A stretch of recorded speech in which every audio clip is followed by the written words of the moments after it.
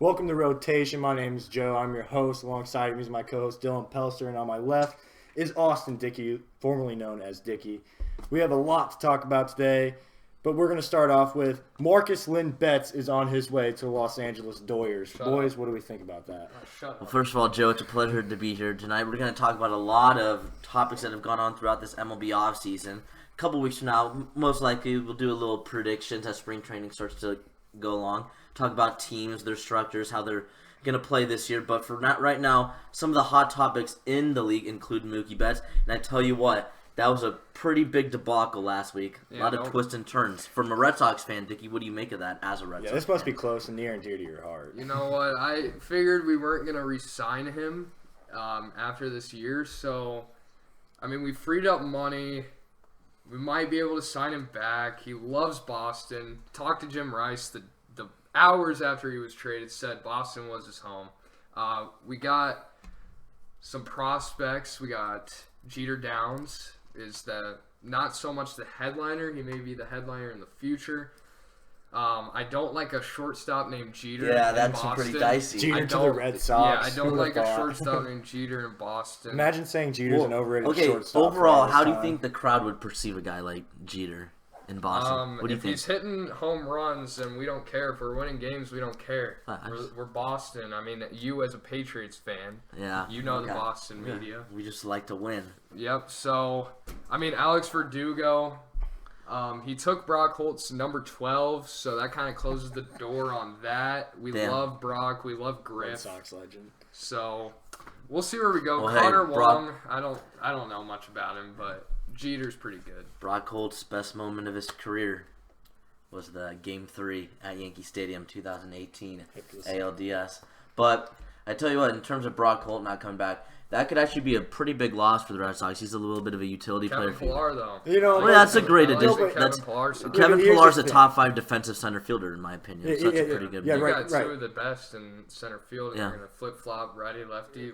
Exactly, but here's the thing: is you traded away probably the third best Red Sox player in franchise history. behind who? Ted Williams and Roger Clemens, based off WAR Yastrzemski. age 26 season. You're not going to put Big Poppy up there? Yastrzemski. No, I'm talking through their is he 26? Through their age 26 season, I think the only two Red Sox players that have a higher WAR is maybe Ted Williams and Roger Clemens. I think it is. So I mean, that's in terms of value of what we're trading away here. You're trading away a pretty valuable asset. Yeah. I would say in return you got a very good piece, a major league proven piece in Verdugo. But I mean, he's kind of got his own thing going on right now with a little minor league incident that took place. We won't talk on that since nothing's fully came out on that. It's but, not. I mean, you're replacing Mookie Betts, Marcus Lynn Betts with that. I mean, look, obviously they regressed, but if they're able to get him back in the offseason, then they essentially pull a Chapman with the Yankees type move. And then it's obviously a steal for you guys.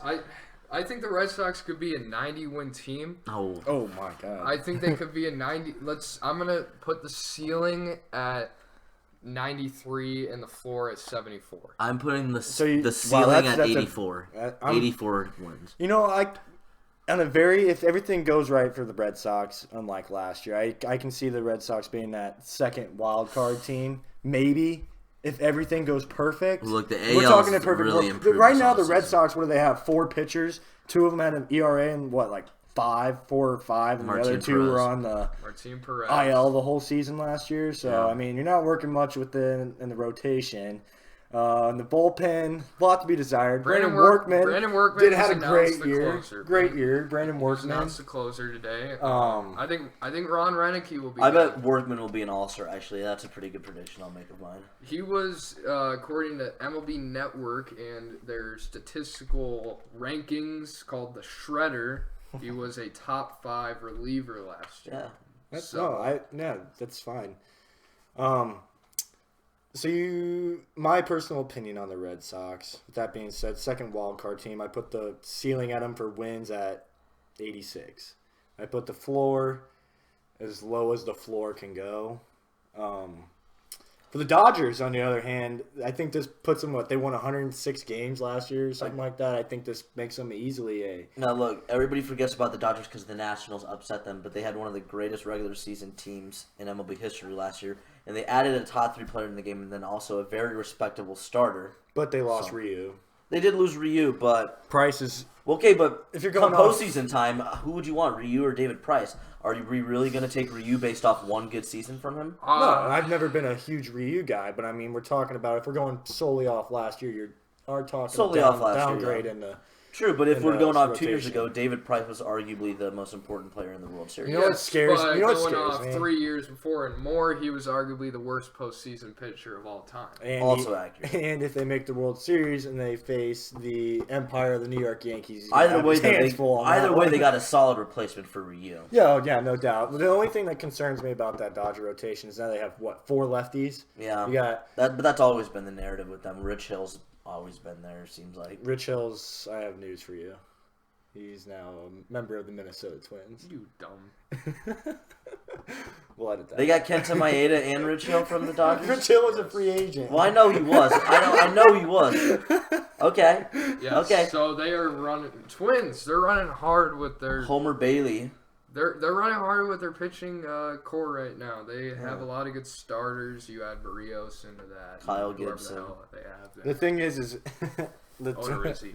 Yeah. The Twins, so they got 6 guys that are in that rotation. The Twins have a narrative behind them that they cannot get past the Yankees. Yeah. I don't know if that's so much of a narrative or is an actual proven fact since 2001, 2002 in that area. Yeah, I mean, with the new playoff implications, I was kind of thinking about it. If the Yankees did get the best record like they're favored to, they would just pick the Twins every single time. Let's just be real here.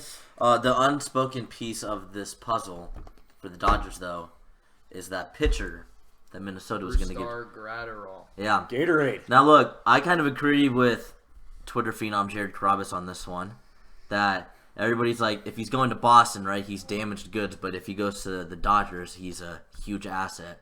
So I don't really like the hypocrisy in the media. I think he's a really good pitcher. I think he's going to be a very good piece, but I do think he would have been a reliever. I know. I think he would be a very good piece for you guys as well. So, very fortunate. They definitely get more of a long-term valuable piece, though, of an everyday player. Yeah.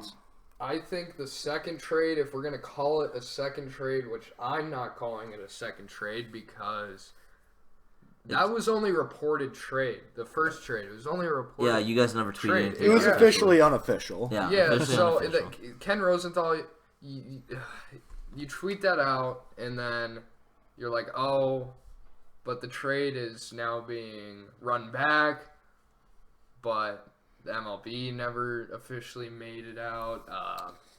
Dodgers, Red Sox Twitter, that's usually where you see everything, never made it out. It's because they were still in talks. They might have said, okay, we're going to do this trade, but every trade is not a trade pending medical evaluation and physical. So that's what the Red Sox got out of it. I think we got a better return the second one, the second trade, but everything else, I think it worked out. This whole entire trade in the week that it took place in is really just a very accurate summary of the MLB offseason 2019-2020. And, I mean, leader of the pack for this huge mess has been Rob Manfred himself. Yeah, so we were talking about the Red Sox possibly making the playoffs as a second wild card. Well, Manfred, if you change your postseason, maybe we'll get in. As a fourth wild card. And then while we're at it, the Texas Rangers might squeak in there as well. Yes. I think... Look, guys, this is a terrible idea. I'm sorry. It's so bad. It's terrible. Look, you can't have 14 teams get in a postseason when you play 162 games. You can't play 162 games and have half a league get in. That it's entirely meaningless for a bunch of good teams. Also, day off. Joe, you play baseball. Long rest, a week's rest for a team that's used to playing 26 to 28 games per year. That's ridiculous. It's brutal. And brutal. Dickie, you wrote about this. Yes, so, sir. I mean, what's your overall? Well, I was planning on writing that article, And then Trevor Bauer came out with that video, and it's like, this is basically the baseline of everything I was going to write about. And he said it even better. The one forgotten thing about Manfred is how he handles the media. Not good. Never has been good. Us as creators, if we see a highlight we like, we can't post it. We literally have to pay to post a clip. So, I mean, you can be an NBA fan page, like Trevor Bauer said, and LeBron dunks over Jason Tatum or something. And you can post that everywhere, but Alex Verdugo hits a 600-foot grand slam, and you have to pay for that. I don't like that at all. I don't know about y'all. Oh, boy. This one really hits home for me. I grew up, young kid. I spent all my time on YouTube watching Dodger films with Bobby Crosby, Moneyball, Steve. Great. And I remember, I think it was shortly after Mr. Manfred took over of Major League Baseball that he was forced to take this content down. And little 13-year-old Joe was absolutely heartbroken. Yes, I was. I can imagine. I was sobbing. I was weeping. I'm kidding, but I was devastated as well, Joe. But the point behind this is Crosby was getting many people, millions of people to watch his videos, and all he was simply doing was putting a camera recorder in one hand and putting a glove in the other hand and catching home run balls.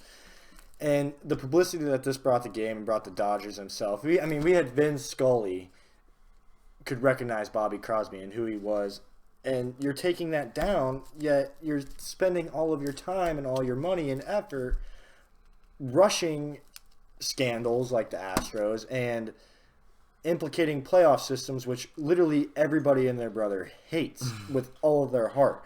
So I don't understand what you're trying to do here. You got Stephon Diggs, for example. He's marketing himself. He's wearing his own cleats. They puts like SpongeBob and random stuff on there, and it's getting millions and millions of likes. People are loving it, eating it up. Yet you give ball players 1 weekend in August, where they can wear their custom cleats. They can wear nicknames on a jersey, but you can't wear a normal jersey. You got to wear the jersey that the league gets you, which everybody also really wasn't on board with. Yeah. So I just don't get their marketing strategy. Look, he's bringing way too much technology into the game with these robot umpires, whatever you want to call it. Yeah. Just too much technology into America's pastime. So much unnecessary, like, technology advancements. Like, sure, analytics are becoming a huge part of the game. That side of the technology is fine. But implementing it into the rules, implementing it into how we call balls and strikes, I think that's an awful idea, and it just lead to a disaster if baseball continues to move that way. At the same time, Joe, you mentioned his role with the Astros, and that's what really I wanted to talk about a lot with Manfred, is this rushed conclusion that he made in this investigation, stating the players, it was player driven. Then you're not going to punish the players at all. That makes no sense if it was player driven. And then it comes out that the players not only weren't even really involved, it was strictly from an intern, who in turn went to Jeff Luhnow, explained everything to him. The front office was in on it from the beginning, right? That led to Carlos Beltran, who continued to persist it, and the players don't get squat. No punishment because of it, and Luhnow only gets 1 year when it was clearly the front office that was taking initiative. Yeah, and I don't want to be that guy that's going to make excuses for people, but I feel like AJ Hinch is certainly the guy also too that's catching a ton of the sword on this. Oh well, he won't answer a question straight. His interview with Tom Verducci was awful. See that. It was not good at all. He hid from the truth. But you're talking about one question. So, with that question, obviously you can tell that there's reasonable reason, very much. There was another question. Buzzers. They asked him that question. They asked, "Are you using buzzers?" He could have gave a definitive, "No, we were not using buzzers." On the spot, he could have ended it right now. Yeah, but right? he didn't because they were using them. That's the thing. Well, know. But what I'm saying, he didn't even say yes or no. He just worked around the question and Right, said, "Well, the MLB office investigated it for 3 months and Can you didn't find imagine anything." if AJ Hinch was on national TV and says, "Yes, we used buzzers in 2019, the year that we were one win away Exactly. from So winning he the World would. Series"? So he would have said Can no. you imagine that? He would have said no. Then he could have Exactly, easily said that's what no, I'm but saying. he didn't say no, and that's my what problem. I'm saying. Free Alex Cora. I mean, maybe. He went along with it. He deserves a maybe not year's his suspension. choice. Yes, at he least. gets his With AJ suspension. Hinch. Does Boston bring him back after a year? Yeah, I If mean, nothing comes out of this investigation, I think they bring him back. I completely and agree. That might sway Mookie fine to with come that. back because he was a player's manager. He was. yeah, I'm fine with Oh, that. he was always a player's manager. He was always very gutsy with his calls. I remember a couple Sunday night games against the Yankees. So many aggressive base running moves by them, hitting runs. That's something they went away from last year. Yeah. We didn't swing. I at think first they just went pitches away and from playing good baseball last year as a whole. That's really, I think, what their Pitching. problem was. pitching. Pitching. Yeah, And that's obviously your biggest concern this year as well. It's not even the I offense, mean, you despite can't even fill Mookie. out a full rotation. Getting away from it, man. No. But the point is that you rush a scandal of this magnitude. You're taking your sweet time on this Red Sox one, which really doesn't amount to any of the extreme that the Astro one did. It's just a bad look for the league. It really is. If you guys have not seen Michael K's little monologue about it, I think he explained it best. He used the best word you can. It is gamesmanship. That's fair. They didn't do it at any scale of what the Astros did. They weren't even allowed to because in the postseason and even during the season, they had a 15-second delay in the video room. So you can't get that off. You can't bang it. You can't do that. You can't use any of that. Right, but the Astros were using their own monitor. Yeah, so that was 2017. This is the 2018 scandal, and that they used it. And I think we won every game on the road, and we lost 2 games at home. Yeah, 2 games at home, and we won everything on the road. So I don't think anything's gonna come out of that one. Yeah. Yeah, so steering back to the Astros, I was thinking about some mock punishments. If I was the commissioner, or if you were the commissioner, or if you were the commissioner of baseball for one day, what would be your punishments for the players? Me? Oh, you kind of threw this question on me, Joe. I haven't really had much thought. I think you give each a 10-game suspension spread out. You can't do all of them because you can't have 25, 26, whatever it's at now. Manfred, whatever it's at now. You 26 can't until September. 26 until September. You can't put all of them off. But I say you pick a certain. Hilarious. It may be tough with injuries and all that, but spread it out. If it was a perfect world, 10 games spread out. You can overlap them because, of course, there's only 162, and you got to punish however many.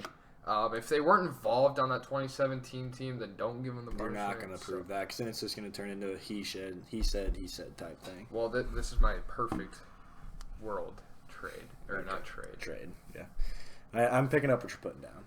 Yeah. What about you, Joe? Me personally, I would take every individual player, starting with Jose Altuve. I would fill a room full of Louisville Slugger baseball bats. And I would have inside that room 1 Aaron Judge and 1 Giancarlo Stanton. And I would say, you're in there. You have 7 minutes. Everything that happens is off the record and will never be spoken about. And I would leave it at that. Interesting. Dylan? All right, so I think players should be held accountable, clearly. They're the ones who are in on it. They're the ones who continue to do it. I don't think you can suspend players for an entire season or anything like that. That's just a really bad 10 look games. for this. I would go a little higher than that. You play 162 games, so a 4-game suspension in the NFL is a fourth of the year, right? So do 162 divided by probably like 4. Yeah, and get that's a quarter. Yeah, I know. And So 40. We're talking 41 games. I'm talking here. 41 games. It's 40 games. Suspend them 40 games. That's a fourth of the season. I don't see what's wrong with like a steroid type suspension. You get 81 games for steroids. And It's just because everybody's on an entire team. Yeah. That's the only difference. The thing is if you keep continuing to say it like that, there's going to continue to be teams that will do this. With the steroid era, a lot of people, and I would say a majority of people that in baseball that people actually kind of pay attention to casually, really came to a stop when A-Rod got suspended an entire season. Yeah. I want to redact mine. I want to change that up. I think you give them all 250K suspensions, even if they're on another team. Fines, whatever. And then whoever they beat, so it'd be the Red Sox and the Yankees, correct? And then the Dodgers. They beat the Dodgers. You pay them. Give them the money. And then the Red Sox can sign Mookie Betts. So. Okay. Yeah, and international pool money. You're right. I would do that. I think think when they took away draft picks, I mean, it's kind of got a little bit of an impact, and it maybe will down the road. But what they're going to do, and what they already are doing, is they're just going to put all their money and effort into the international. Who gets those draft picks? Is it just like void? Yeah, like they just don't get them. I think the Dodgers should get those draft picks. In the Red Sox and the Yankees. Spread them out. Speaking of the players, though, involved in this scandal, I am appreciative of some guys, example Marwin Gonzalez, coming out and admittingly apologizing. We saw Charlie Morton do the same thing. There's probably others that have apologized. Dallas Keuchel is one of them, yeah. But, I mean, the only one who really was affected by it was Marwin Gonzalez since he was a hitter. But, I mean, those players like that, I do appreciate them admitting their wrongs, right? Stuff like that. Thank you, Mike Fiers, for all this. Just think about it. We wouldn't have known about any of this if Mike Fiers. And I can't believe people like Jessica Mendoza can really sit here and say Mike Fiers is a bad teammate for coming out and exposing the truth on this. Yeah. That makes 100% absolutely no sense. He was no longer a part of the Houston Astros. He has every damn right to say what he wants. And if it's wrong in the first place, he can definitely say whatever he wants to. I mean, here's the thing. We're talking about the sanctity of the game, a game that's been highly respected. And in past times, the commissioners always come down hard on the players. LIB Pete Rose, it'd be the odd 8 out, with the Black Sox, steroid era. The harsh punishment's never been an issue until we get Mr. Manfred in office. And there's been many reports, many complaints about this, and if Mike Fiers didn't sit down with Kenny Bowties and just spill everything, we wouldn't even be having this conversation right now, and there would still be violations going on with not just the Astros, but every single team in the MLB. Not the Red Sox. Okay. The Yankees did it. I think the Yankees did it. These guys don't believe me. They are biased Yankee fans. I told you, being the unbiased fan that I am, I love all teams equally. I think the game is beautiful. I cheer for a great, clean baseball game. And, yes, the Yankees, they got in trouble. So how am I going to sit here and am I going to deny when they got fined, them and the Red Sox, for using Apple Watches or a bullpen phone? How can you? That happened. We both got ones on our wrists. That happened. Did that happen? I don't know. At that same time, are the Red Sox currently under investigation? Nothing's going to come out of it, Joe. That's not the question. Are the Red Sox... They are currently under investigation, Joe. Thank you. Did the Yankees ever get in trouble for cheating? Yes. Have the Red Sox? Yes. Are they also under investigation for a separate scandal? Yes. Did the Astros... should too. But do we know that? Yes. This video is brought to you by Josh Ferdico Productions, a great photographer out of our great city of Omaha, Nebraska. His bio says content creator in the Omaha area. You can follow him on Twitter at Josh Ferdico. That is DICO. See some great pictures from him. The Red Sox got a new manager. Yes, Interim manager at that. Something like you would hear in a college football game or, What's your thoughts on Ron Renicky? Well, he has the experience, Joe. He's been with the team on Alex Cora's staff. He knows the players. The players love Ron Renicky. I don't know if he can speak Spanish like Alex Cora, so communication with Rafael Devers should be something to work on there. Former Brewers manager, I believe he brought them to the playoffs, NLCS in 2011, I believe so. I think he should fare pretty well. A lot of people are still here, not one Mookie Betts. So he should be pretty good. What do you think, Dylan? I think Ron Renicky is a very safe hire by the Red Sox. They weren't really looking to get anybody from outside of the organization. Actually, They wanted a guy with a lot of experience, a guy that was going to be a straight shooter. And obviously, if he's already in the organization and he's done a very good job as the bench coach, then why not give him a chance, give him that interim role? So I think it was a good hire by the Red Sox, very safe hire, but there's nothing wrong with being safe. It was actually reported that the Red Sox were looking at John Gibbons from the Blue Jays. Interesting. He's not current, is he? Is he No. still with the Blue Jays? No, I don't think so. Well, he might be. I don't know. We're But gonna have John to- Gibbons, I don't know how he'd fare with our players staying in division and all of that. Might be some. He's beef, definitely I don't know. not. He's not active. John Gibbons is a former manager. Former manager John Gibbons. Yeah, I really like our hire. What do you think, Joe? Oh, well, it's a very interesting hire. I mean, just by the name, interim manager. Until the investigation's done. They have said that. Thank you, Chaim Bloom. Yeah, interim manager. Just with the way things are going, I don't think this is a long-term hire. I think very, very well realistic possibility that Alex Cora could be the manager again by 2022, 2021 maybe even. Maybe. I don't know. We'll see. But Free Cora. it's basically just a safe hire. They punted 2020. They made that very clear. Very clear. Yeah, there's really not much to think here. It's been a very weird offseason for the Red Sox, but that's something else we could get into later. Yeah, that's something that I'm going to enjoy talking about very much. Dusty Baker, now manager of the Houston Astros, in what's been a very, very different offseason for them, between the whole little cheating scandal and the firing of their manager and their general manager and their assistant general manager. So interesting. I like to hire Veteran hire. 3-time manager of the year. Never could do anything with the Nationals, but that Nationals team I don't think was necessarily a managerial issue as much as it was. Bryce Harper issue.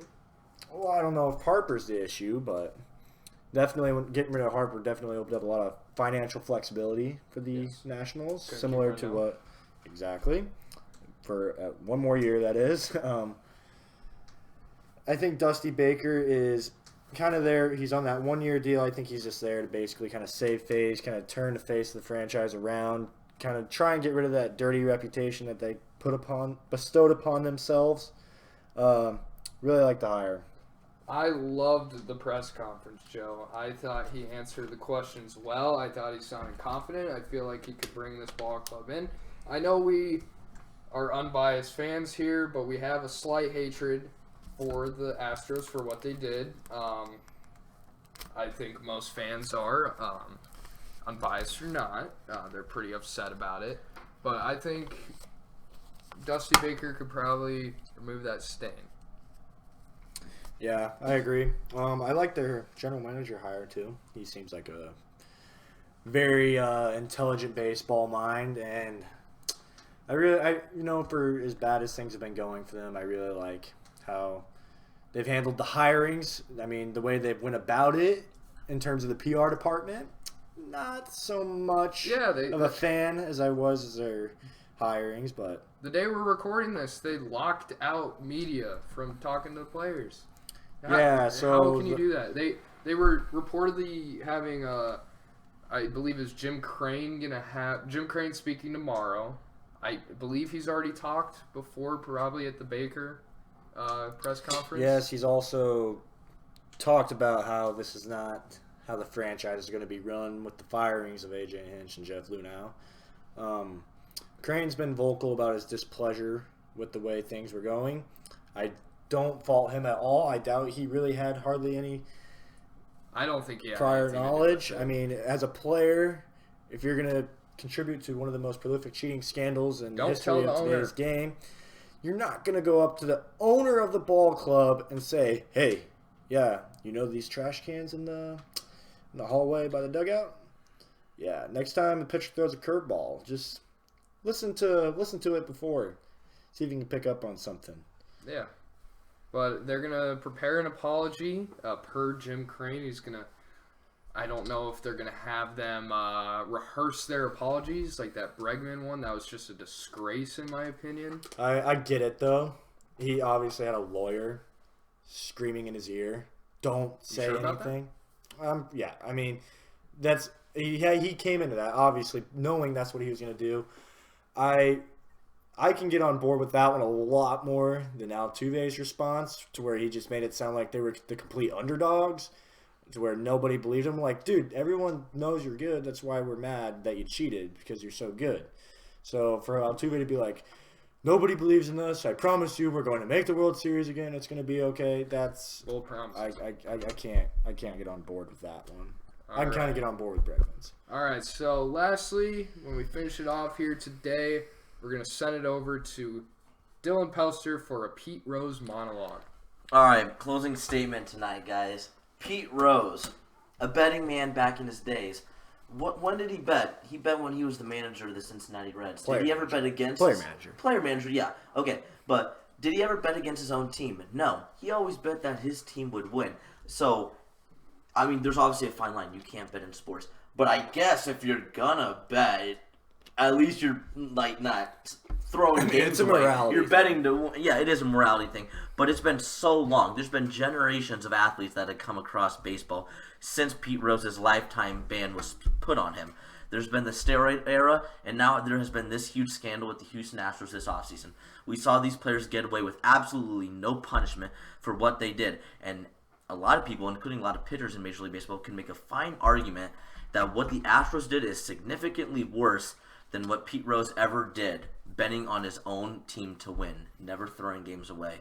Pete Rose is the all-time hits leader. He's been out of baseball for over 25 years. It's time we end this. It's time we turn it around. It's time we get Pete Rose back into baseball, get him back into the Hall of Fame.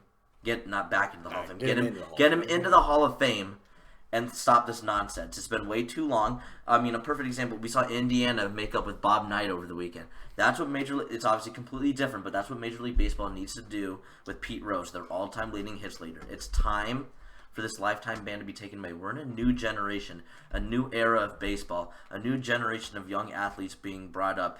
Pete Rose for sure deserves to be in the Hall of Fame, and I'll just leave it at that. I can get on board with that. Yeah. Closing statements, Dickie? Any from you? Anything? I'm gonna say this Mookie trade was for the future. I believe it gets even better in 2021 when I predict that they re-sign him. Jeff Passan says 25% chance, which I believe is a pretty good percent chance. Given that the 49ers were given a 0.1% chance to get to the Super Bowl. So I think it helps our future. The Yankees are the clear favorite this year. Maybe the Dodgers. I think it's Dodgers, Yankees in the finals or the World Series. I'm thinking NBA right now. But yeah, I think it should be a pretty interesting year, and we'll see how this offseason continues. Hopefully the Red Sox can sign another starter, or we go the Rays route with Chaim Bloom being here and doing starters, openers. Hopefully we sign some more pitching help. I know Taijuan Walker just signed a 2-year with the Mariners, so we'll see where that goes from there. All very good points. Very good points. It's been an interesting offseason, to say the least. But pitchers and catchers have reported today. Round of applause, everybody. And with that, that's going to be my closing statement right there. Baseball Beautiful. is here. We will have games later this month. Opening day, late March. Yeah, Baseball season here is born.